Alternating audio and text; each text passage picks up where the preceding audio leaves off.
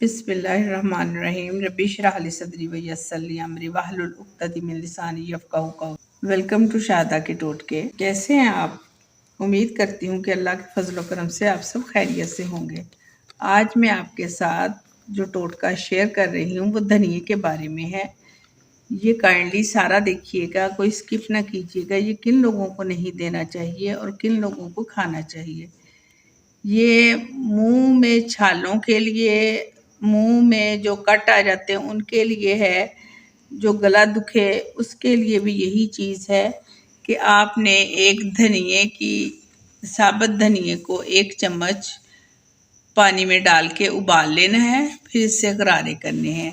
अगर मुंह ज़्यादा दुखता हो तो 2-4 दाने मुंह में डाल के वैसे ही रख लें, उससे भी शिफा होगी।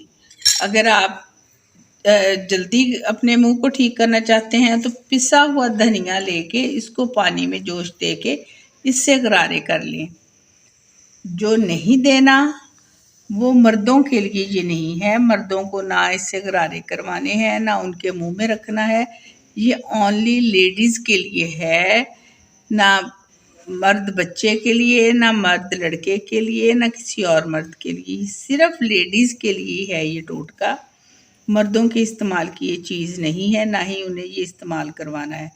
ये सिर्फ औरतों के मुंह के छालों और उसके मुंह में दुखने की जो अलामात होती हैं उसके लिए ये बड़ी मुफीद चीज़ है। इससे गरारे करें। वैसे साबुत दाने मुंह में 2-4 रख लें या पिसे हुए धनिए से भी गरारे किए जा सकते हैं। और व्यूअर्स, ये एहतियात आपने करनी है कि जेंट्स को ये नहीं देना, ना गरारों के लिए ना मुंह में डालने के लिए।